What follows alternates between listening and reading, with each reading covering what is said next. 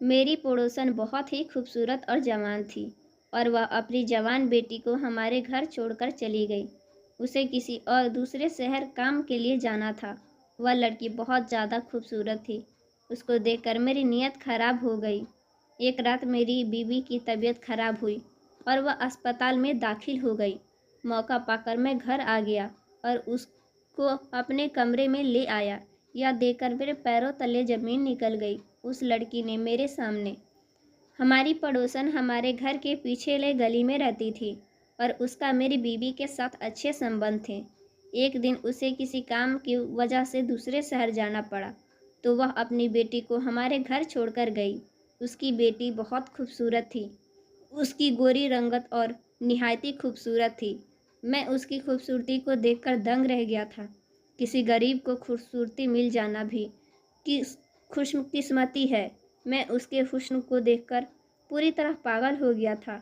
फिर मैंने एक रात अपनी पत्नी को दूध वाले गिलास में नींद की गोली मिला दी और फिर उसको वह दूध पिला दिया और जिसे वह पीकर नींद में चली गई। मैं उठकर उस लड़की के कमरे में आ गया। वह और फिर उसके बाद जो मैंने उस लड़की के साथ किया। खूबसूरत औरतें हमेशा एक मर्द की कमजोरी होती हैं। जैसे वह ना चाहते हुए भी उसकी तरफ खींचा चला जाता है। और फिर खूबसूरत लड़कियों की तो बात ही अलग होती है।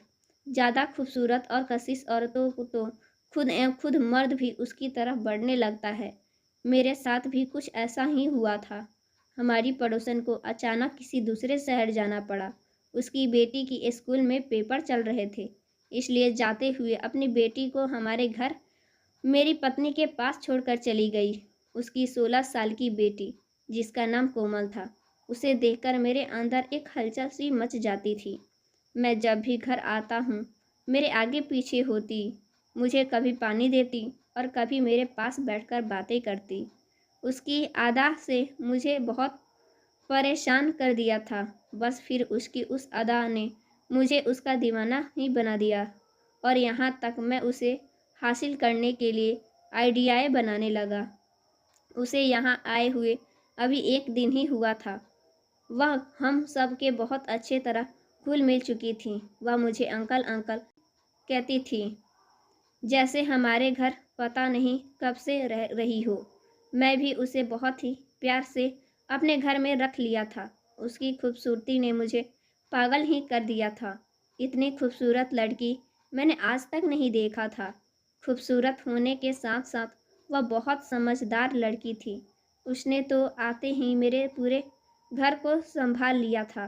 पूरे घर में मेरी और मेरी पत्नी के अलावा कोई और नहीं होता था। उसके आने पर मेरी बीवी बहुत ज़्यादा खुश होती थी, क्योंकि उसे भी किसी का साथ मिल गया था और वह दोनों मिलकर घर का काम बड़े आसानी से कर लेती थी। और मेरी पूरी नज़र कोमल की खूबसूरती पर ही थी।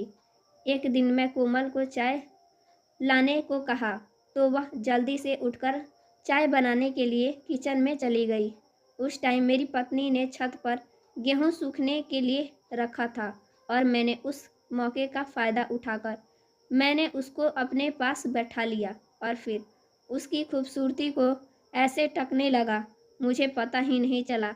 मैं ऐसा उसकी दीवानगी में खो गया हूँ। वह चौंक कर मुझे देखने लगी, पर मैंने ऐसे ही इंतज़ार किया। उसे कहा कि आज शाम को मैं उसे अपने साथ आइसक्रीम खिलाने ले जाऊंगा। यह सुनकर तो वह खुशी से खिल उठी थी। मैंने उसका हाथ पकड़ लिया।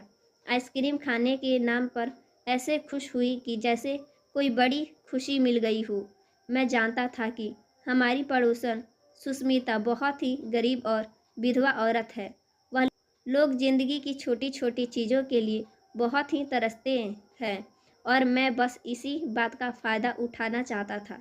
थोड़ी देर बाद उठकर चली गई और मैं एक गहरी सांस भारी आगे के लिए मैंने अपना आइडिया तैयार कर लिया था।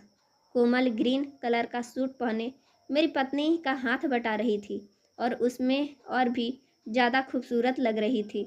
वह मेरी पत्नी से कहीं ज़्यादा हसीन लग रही थी और मैं चुपके चुपके उसे देख रहा था। वह भी कभी कभी मेरी तरफ देखकर मुस्कुरा देती थी। मेरी बीवी खाना पकाने में बिजी थी और मैं कोमल को देखने में एक दिन अचानक ही मेरी बीवी की तबीयत खराब हो गई और मैं उसे अस्पताल ले गया। लेकिन वहाँ जाकर मुझे पता चला कि उसे कुछ बीमारी है, इसलिए उसको जल्दी ही एडमिट करना पड़ेगा। लेकिन मैं दिल में खुश भी था, क्योंकि मुझे कुछ और टाइम कोमल के साथ बिताने को मिल जाता। लेकिन डॉक्टर ने मुझे अस्पताल से निकलने न दिया और मेरी सारी अरमानों पर पानी फिर गया।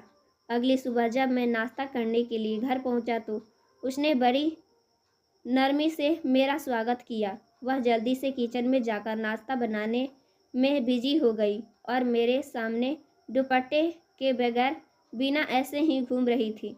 उसके कपड़े जिस पर इस तरह फिट थे, जिसका फिगर अलग से ही दिख रहा था। वह बार बार मेरे करीब आती और मैं अपने होश खोने लगता था, जैसे इनको आगोश में आ चुका था। अचानक वह मुझे एक अदा से पूछने लगी कि क्या मैं मौसी की अलमारी खोल सकती हूँ।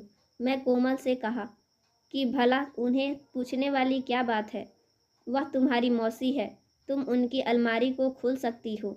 अलमारी भी तो तुम्हारी मौसी का ही है। मैंने पूछने पर भला क्या बात है। फिर वह एक अदा से कहने लगी, फिर मुझे अलमारी की चाबी दो। मैं जल्दी अपनी जेब से चाबी निकाल कर उसे दे दिया और वह अलमारी खोलकर अपनी मौसी की एक एक चीज़ को देखने लगी। फिर उसने मुझे पूछा कि मासी को इनमें से कौन से सबसे ज़्यादा सूट पसंद है। मैंने नीले रंग की सूट पर हाथ रखा। वह कहा कि है, तुम्हारी मौसी पर बहुत ज़्यादा जचता है। वह सुनते ही सूट उठाकर कमरे से बाहर निकल गई और जब वापस आई तो मैं उसे देखता ही रह गया। वह सूट में तो वह अपनी मौसी से भी ज़्यादा खूबसूरत लग रही थी। अचानक ही वह मेरे सामने आकर मुस्कुराती हुई पूछने लगी, यह सूट मौसी पर ज़्यादा अच्छा लगता है या मुझ पर। मैं सोच भी नहीं सकता था कि 16 साल की उम्र में कोई लड़की इतनी भी खूबसूरत हो सकती है। खूबसूरती के चार चांद लग रही थी। जैसे मैंने उसकी तरफ बढ़ाता मेरे फ़ोन घंटी बजने लगी और मैं फ़ोन उठाता तो डॉक्टर ने जल्दी अस्पताल आने के लिए कह दिया। मैं तो अस्पताल पहुंच गया। वहां पहुंचकर पता चला कि मेरी पत्नी की तबीयत पहले से ज़्यादा खराब हो गई है। यह सुनते ही मेरी तो हालत ख़राब हुई और डॉक्टर उसे ठीक करने की पूरी कोशिश करने लगा। शाम तक उसकी हालत पहले से अच्छी हो गई तो डॉक्टर ने उसे छुट्टी दे दी और मैं अपनी पत्नी को घर लेकर आ गया। मेरी पत्नी को देखकर कोमल का तो चेहरा ही उतर गया था। उसने अजीब सी नज़र अपनी मौसी पर डाली और फिर अपने कमरे में चली गई। मैंने अपनी पत्नी को कमरे में लेटा दिया। मैं थोड़ा सा परेशान हो गया था। मैं कोमल को उसकी मौसी के पास जाते हुए देखा। मैं जानता था कि वह अपनी मौसी से ऐसी कोई बात नहीं करेगी। मैं बहुत खुश था। कोमल के साथ बीते कुछ पल मुझे बहुत खुशी दे रहे थे, लेकिन उसके बाद जो कुछ मेरे साथ हुआ, मुँह तले ज़मीन निकल गई थी।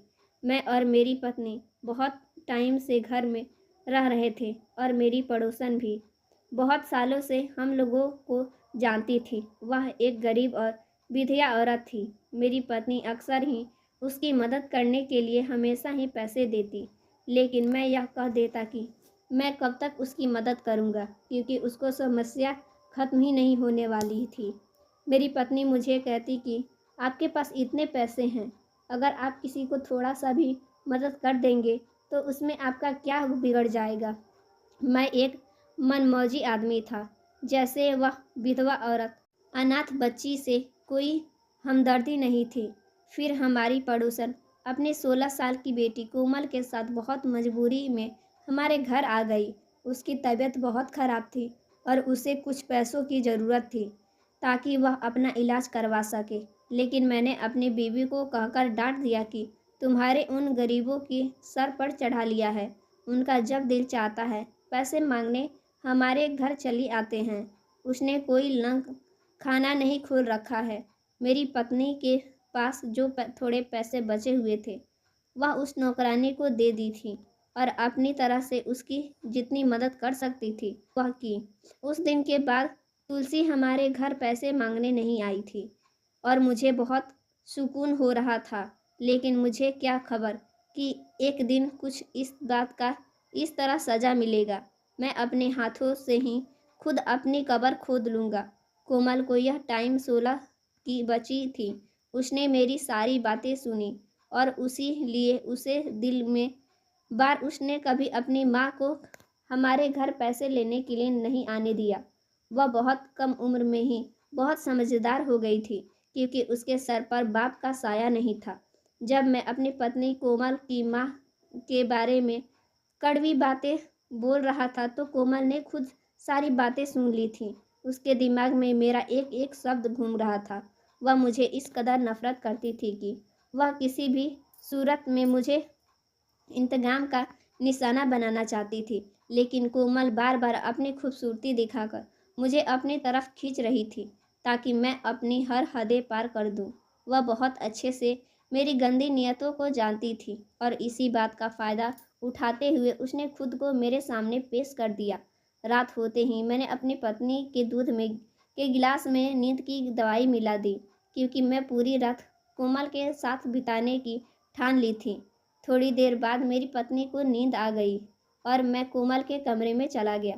मुझे देखकर उसके चेहरे पर मुस्कान फैल गई और जैसे ही उसके करीब गया तो वह 2 कदम पीछे हट गई।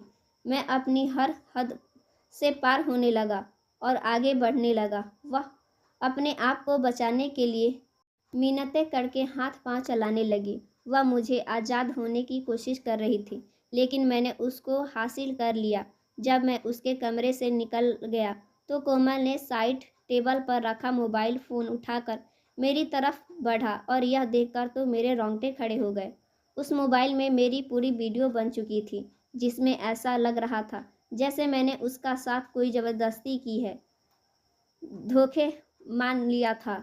ऐसा लग रहा था जैसे वह खुद को मुझे छुड़ाने की नाबाक कोशिश कर रही थी। मैंने हैरानी से कोमल को देखा तो मुस्कुराकर कहने लगी, यह वीडियो इस मोबाइल पर नहीं है, बल्कि मेरी माँ के मोबाइल में भी पहुँच चुका है। और अगर अब आपकी पत्नी के सामने आपकी इज्जत बनाए रखना चाहते हो तो खुद की उम्मीद करूँगी। कोमल बड़ी नफ़रत से कह रही थी कि एक अनाथ बच्ची को मदद करने में तो तुम्हारी जान निकल रही थी और एक अनाथ बच्ची को तुम हासिल करना चाहते थे। कोमल की बातें सुनकर मैं तो हक्का बक्का रह गया था। वह एक आइडिया की तरह इस घर में आई थी, यह तो मैं सोच भी नहीं सकता था। कोमल हर कह रही थी कि कोई भी औरत खुशी से अपने जिस्म का सौदा नहीं करती, बल्कि उसके हालातों उसे करने पे मजबूर कर देते हैं। कोमल कहने लगी कि जब उसने घर कुछ खाने को नहीं होता था और हम एक टाइम की रोटी को तरसते थे, तब मैंने उसकी मदद करने से साफ मना कर दिया, जबकि मेरे पास पैसों की कोई कमी नहीं थी। वह कहने लगी, जब आपको मेरी जिस्म चाहिए तो मुझ पर पानी जैसे पैसे लुटाने लगे। अब तो तुमने क्या करना है यह सुन तो अब हर महीने मैंने इस घर का खर्च पूरी तरह उठाओगे, नहीं तो मैं यह वीडियो तुम्हारा पत्नी को दिखा दूंगी और तुम पर रेप केस कर दूंगी। कोमल की बात सुनकर मेरी तो जान ही निकल गई, क्योंकि मैं सोच भी नहीं सकता था कि यह बात कभी मेरी पत्नी को पता ना चले। मैं कोमल से कह दिया कि मैं हर महीने उसकी माँ की पूरी मदद करूँगा, लेकिन कोमल ने एक शर्त और रख दिया। मेरा दिमाग पूरी तरह कर दिया था। वह कह रही थी कि वह मेरी दूसरी फ्लैट उसके नाम कर दूँ। मेरे कदमों तले ज़मीन निकल गई और मैं लड़खड़ाते हुए कदमों से साथ कमरे से बाहर निकल गया। अगली सुबह कोमल की माँ आकर उसे अपने साथ ले गई, लेकिन कोमल जाते जाते मुझे धमकी देकर चली गई कि आपसे मुझे अपना सारा खर्च उठाना होगा और अगर 1 हफ्ते के अंदर मैंने उसके नाम फ्लैट ना किया तो मेरे द्वारा किए कुकर्मों का पर्दाफाश कर देगी। मैं कोमल की बात मानकर पूरी तरह मजबूर हो चुका था। मैंने कुछ ही दिनों में उसके नाम वो फ्लैट कर दिया।